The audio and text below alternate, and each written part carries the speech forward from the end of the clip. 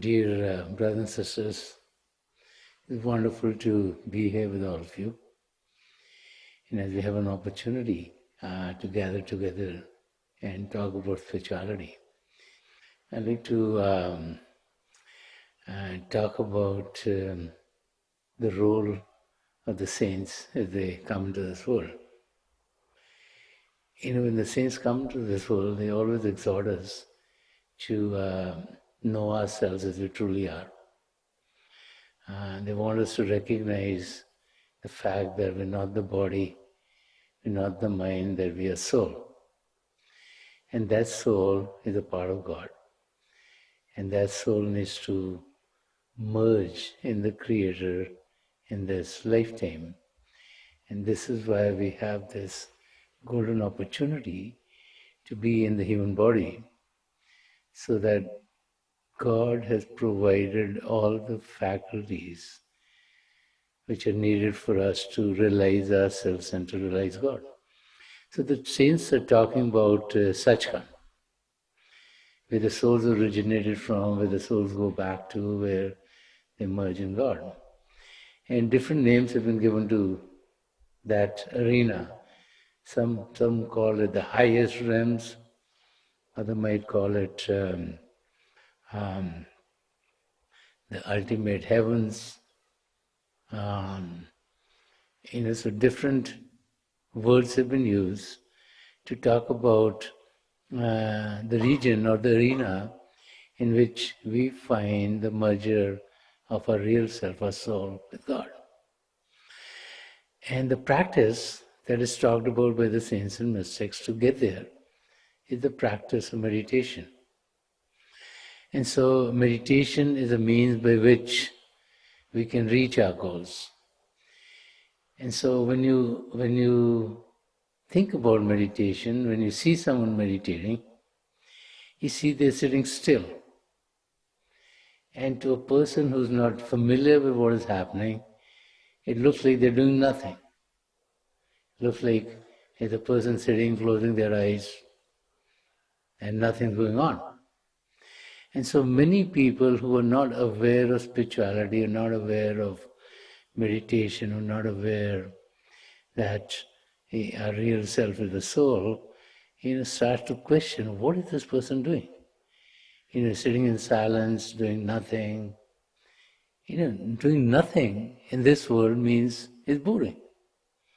Because we just brought up, we get up in the morning, we have to do something.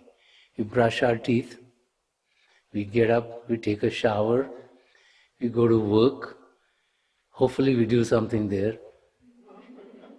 We're doing something. All day long we are kind of doing. And so we feel if we either are speaking, if we are listening, we are watching, that we're doing something. And so when there's an activity, if it looks like nothing's being done, it seems boring, because if you sit by yourself, no one to talk to, you're not doing anything, you're not watching something on TV, you're not cooking in the home, it gets boring to a person. So most people who are not familiar with meditation think of it as a boring activity. And so they feel so entangled or engrossed in whatever they're doing that this to them is not interesting. Now, if you're not going to be getting in that direction, you're not going to reach your goals. So there was a saint, and he had many disciples, and as has been traditionally, over the years, when a saint has some disciples, you're talking about spirituality, all kinds of people come.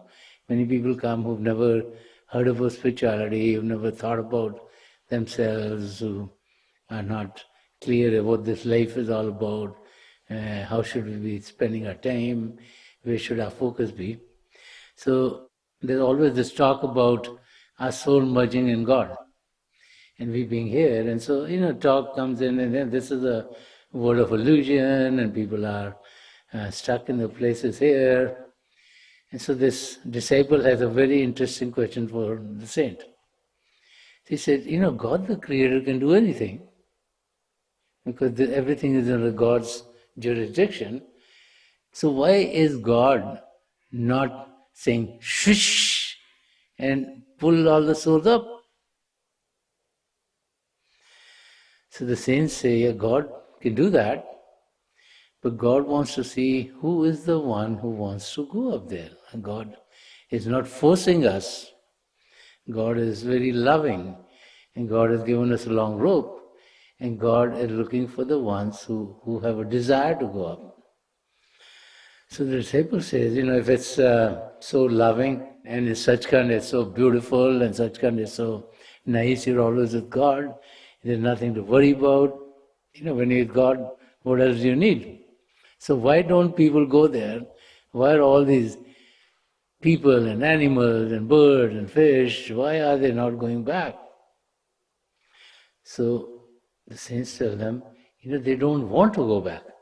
They said, what do you mean they don't want to go back?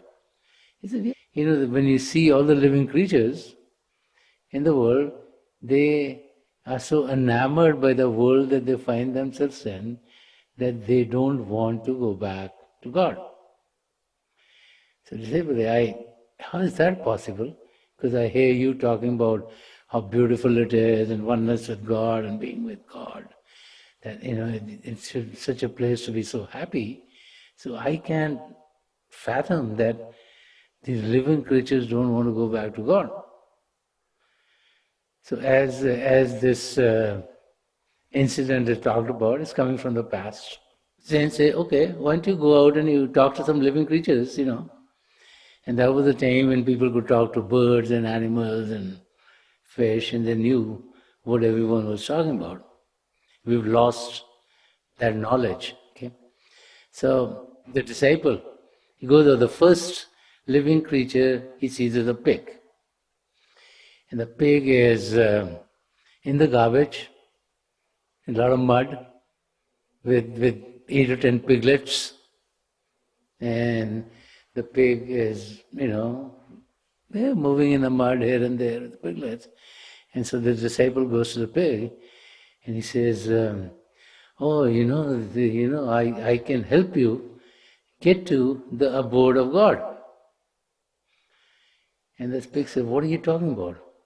He said, no, this creation there, you see all these people, you see these other animals, and everything is created by God. And so I can help you get there. And so the pig says, okay, will there be my piglets with me? So the disciple is thinking, he said, no, there won't be any piglets, but it's just like you have a lot of souls out there. And it's a very fun place, and it's a very happy place, and it's a very joyous place. So the pig says, would I have enough garbage to look around so I can find the right kind of food? And the person says, no, you don't have any garbage there. The pig says, you don't have any garbage there? He said, no, there's no garbage. So he said, what kind of food is there to eat? So the disciple said, it's very delicious food out there. It's vegan, gluten-free, sugar-free, delicious food that you get there. And it's very delicious. So we say, I've never tried that. I don't know if I like it or not. And then, no, it's very delicious. I've been trying it for the last 6 months. And I feel very good about it. And then the pig says, I'm sure there must be a lot of mud there. It's such a beautiful place. And they say, no, it's very clean. So the pig says, are you crazy? Why would I go to a place where there's no piglets, there's no garbage, there's no mud? And this is what happens to each and every one of us. We are so entangled in our own environment that we think that this is what we enjoy, not realizing what better things are available to us. And so as human beings, we are so entangled in our day-to-day life, And we are so enamored by what we think are the attractions of this world that we are totally distracted from what the goal of this existence is. And if you look at the number of species that are out there, and in the East there's belief of what is called 84 lakh Jiajun, which means 8.4 million of species. And if our real self, our soul, is traveling in each one of them, and then only gets a human birth, you can think about how many years it would take for us to get a human birth. Because all the saints and mystics talk about that all the faculties that are required by us to know God are provided in this human frame. And this human frame has been called the roof and crown of all creation.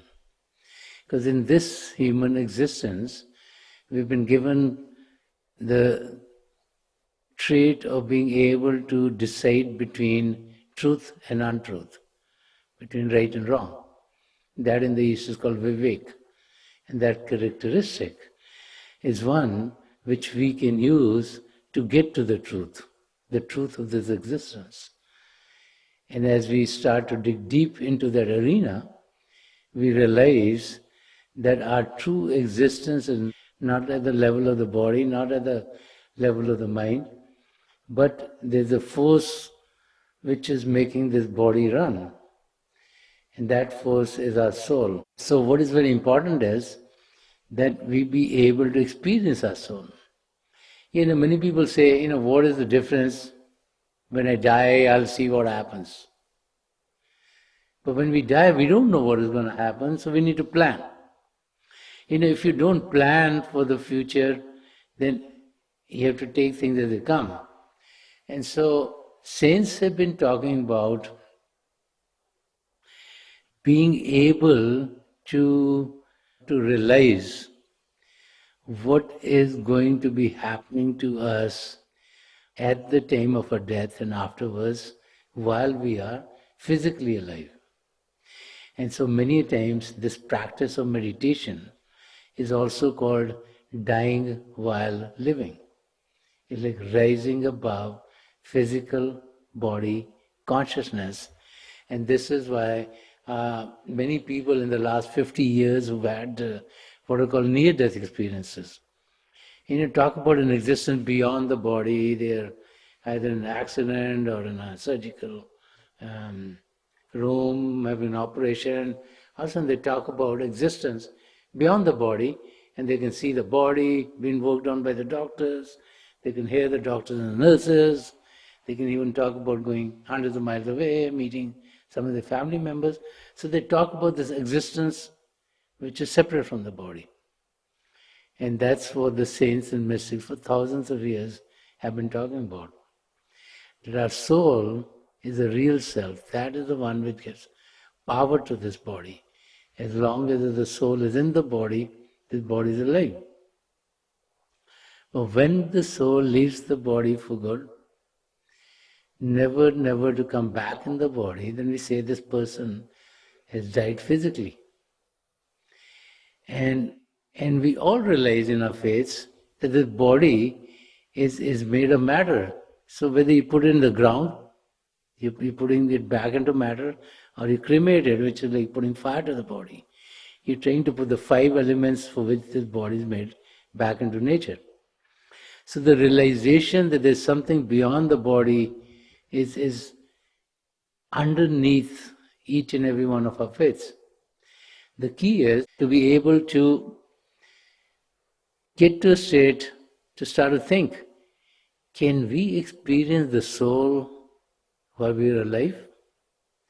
Or it's only when we physically die that we have an inkling. So the saints are telling us that we can definitely experience ourselves at the level of a soul when we sit in silence, when we quieten the environment in which we live. The world outside has been called a world of illusion. It's called a world of distraction. And so it's called a world with noises. And wherever there's noise, He can't get to the reality of what's going on. Let's say you get in a room and there's a lot of noise there, he can't understand anything. Yeah. And so that's what's happening to us. We're living in this world with so many distractions. We're just distracted here, there. We don't even have the time to even think of who we are. What are we supposed to do? We just go with the flow. We are born in a family, our parents love us, we start a walk with their help, we go to school, we learn whatever traits we learn, we get a job, run a business, we get married, we have kids, we are raising them, and so we think that's all life is. We're just going in the flow, not realizing that this life has a great purpose. And that purpose is for us to get off the wheel of transmigration, is to find the merger of a soul and God. So saints and mystics are always exhorting us to be able to have that experience while we are alive.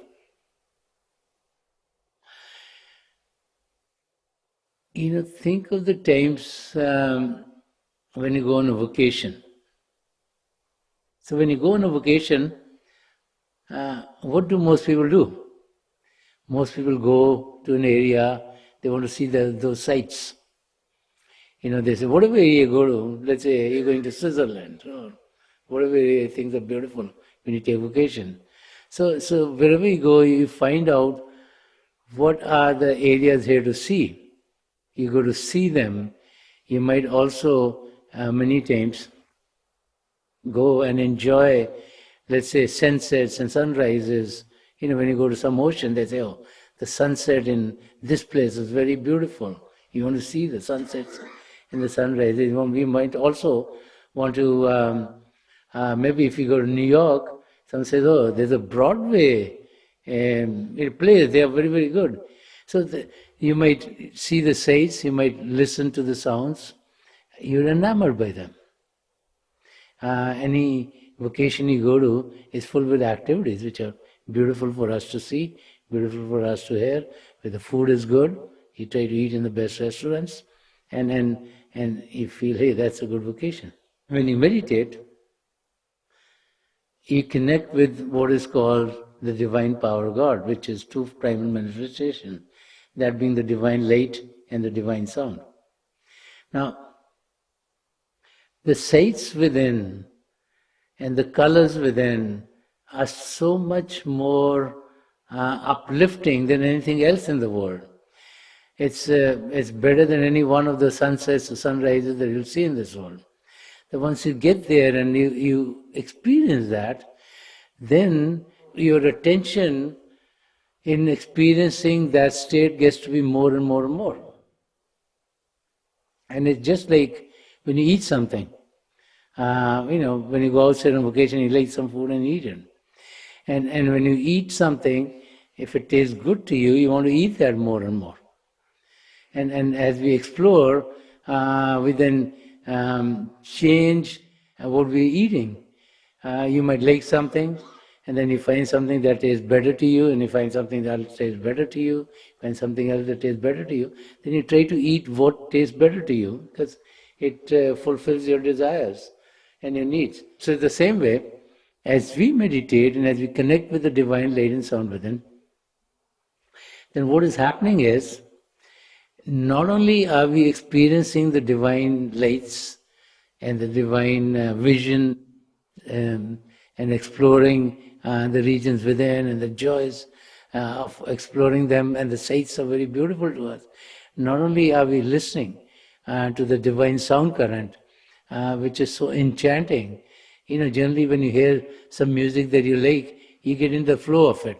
You want to go with the beats, depending on whatever kind of music suits you, whether it's classical or jazz or rock and roll or whatever else is popular these days, then you enjoy it, and you're shaking your head, you're moving around, you're dancing, because it's making you happy.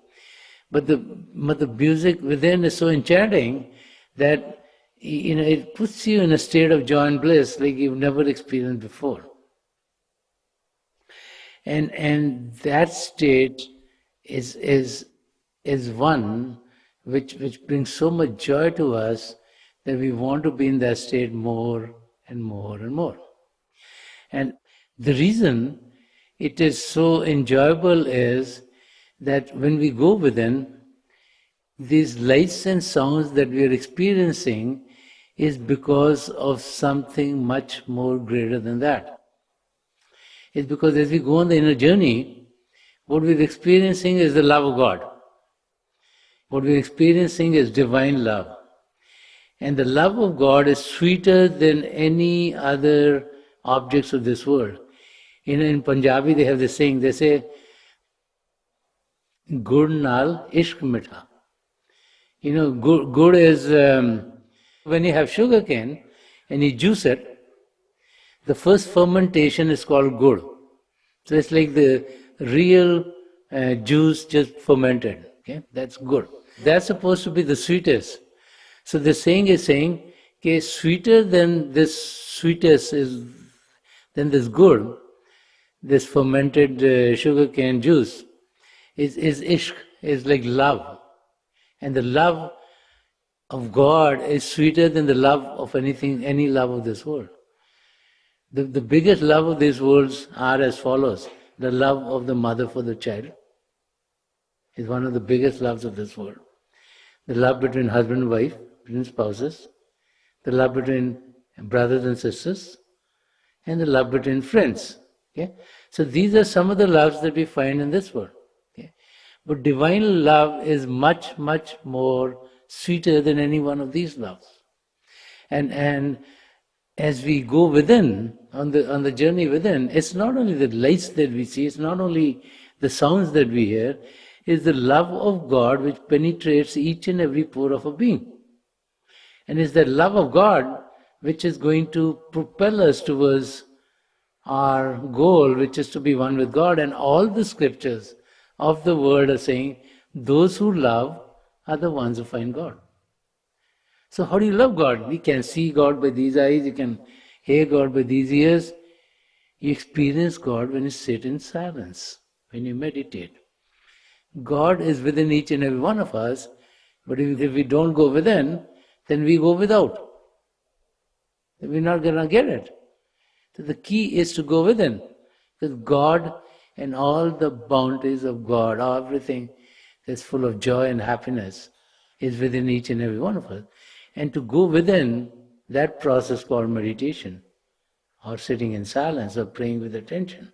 These are various names to activities which make us recognize who we truly are, which make us realize for the purpose of this life is, which puts us on the spiritual journey back to the Creator, so that this opportunity that we have in the human body, that the purpose for which we are alive, will be fulfilled. So let us just meditate for a few minutes. There's nothing better than meditation. Please sit as comfortably as you can. Close the eyes very gently, just like you close them when you go to sleep. Your eyeballs should be straight, focused 8 to 10 inches in front of you. And as you close your eyes, those of you who have been initiated in the mysteries of the beyond, please do your Simran. And those of you who are new here, please repeat any name of God that you feel comfortable with. This repetition of God's name should be done mentally and not out loud. I pray to God Almighty to help each and every one of us connect with the divine power within and to experience the divine light in its effulgence. We'll be sitting for a few minutes, and may the blessings of Hazur Baba Sawan Singh Ji Maharaj, Param Sant Kripal Singh Ji Maharaj, and the Alpro Sant Darshan Singh Ji Maharaj be with each and every one of us, and may we be guided into the regions beyond. I'll be getting you out of this meditative practice, and my best wishes are with each and every one of you.